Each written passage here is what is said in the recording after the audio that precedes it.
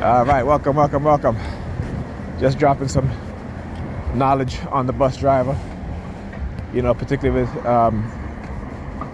how black people, when they get into a position of power, particularly if they're religious, they squander the opportunity to do what's best for black people because they want to maintain that position of power because they feel that God put them there, you know.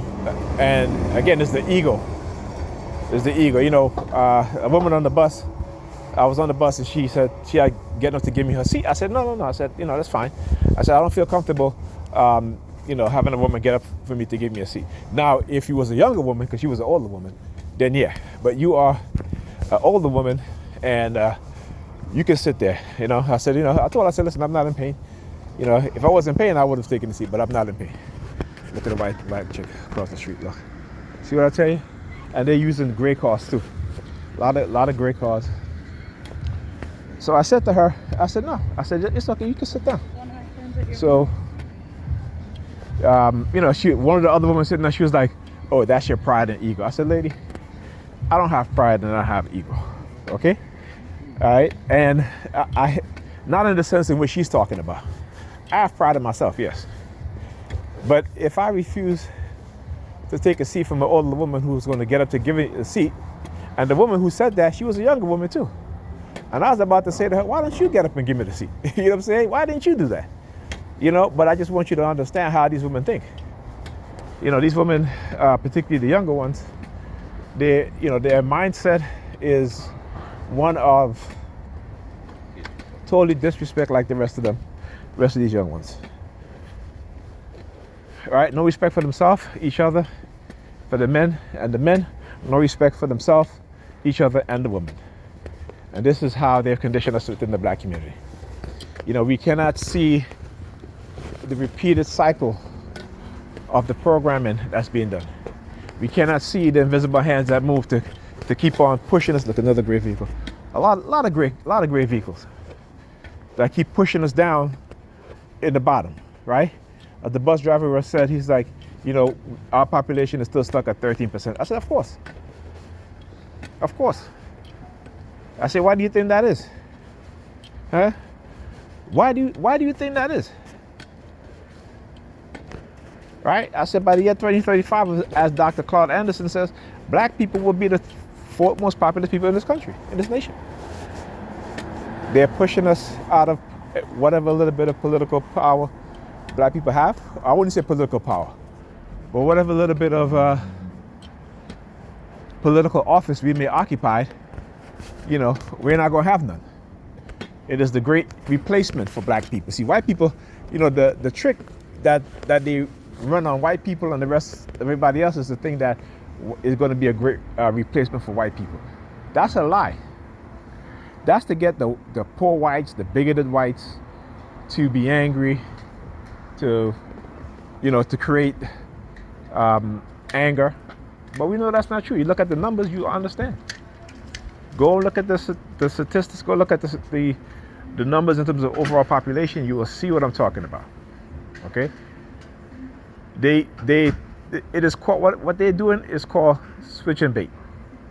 Right? It's to distract you and distract us as black people. Here, black people like, oh, white people are gonna be, you know, they're gonna be the minority. Okay, let's say if that was true, which is not. Right? Who occupies positions of power more? Right? And then when you have other groups of other ethnic group identifying more with white people, right? So when they get into political office and they replace us, who do you think they're going to side with? See, I mean, my people, we've got to be, look, another gray, it's a gray van, a lot of gray van now. It looks almost white, but it's gray. You know, we are so easily, like I said, and it's because they have us as believers. That's why we believe any shit. All right, another gray vehicle. A lot of gray vehicle out here, right? Like I said, from time to time they use the color gray. Okay. So again, look at her over there. Look at her over there. Yeah, she gotta come over there. I see you, lady. You gotta come over there and watch me, right? she stopped and she looked back and I was still over here. Look, if I go in there in the building, she's gonna get up and she's gonna leave. That's what they do. But anyhow, as I was saying, This is, again, they distract us because they know they've conditioned us to be believers, right? And so we believe in everything. And this black woman who gets all excited and oh, white people gonna be the. I'm like, come on, man. Y'all not looking at. I mean, look how many people vote during the presidential election, right? And then go compare that to majority of people in the United States, right? And then just say subtract younger people who can't vote, subtract other groups of people who can't vote. Okay, it will still be more people who don't vote, who can vote but don't vote, than people who will vote. This is, again, we need to start looking at the reality and understanding what's happening, but we're not. And we get black people who get in positions of power, like Mayor Eric Adams. And I said, this is a black man who grew up in New York. He as a young man, he had run-ins with the police. You know what I'm saying? He became a police. Now he becomes mayor. And what does he do? Implementing policies that disenfranchise his own people, and particularly young black people. Okay? Since he's been in office, they have started back with the stop and frisk. Okay? This, again, and now look what happened. The feds are investigating him and his political allies, or the people who were in his political offices, right? And again, it shows you how they're constantly attacking black people. Look, I don't like Mary Adams, but he's a black man, and I hate what he's doing. You know what I'm saying? But I understand the reason why he is under attack. You look all across America within the past couple of months, the feds have been cracking down on black mayors, black political leaders. Okay? Why? Because they understand the way we think. Okay? They understand how highly religious most of us are. Right? And we just believe. So we do things with this belief in our minds, right? Instead of being looking at the real things, the reality of things, and understanding the reality of things, and understanding the law fully. You get into political office, you better make sure that you talk to your crew and say, hey, you know, why I'm appointing you to this position. I don't want you to engage in this. Get a lawyer, make them understand what they can, what they can't do, whether it be directly or indirectly. Okay? That's what needs to happen to these black politicians when they get into office, right?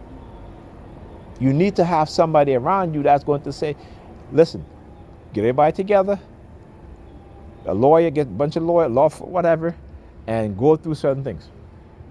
Should spend a whole month, go your weekend, Saturday, whatever, 6 hours, whatever, explaining certain things of ethics and, code of ethics and, behavioral, you know what I'm saying? Like that.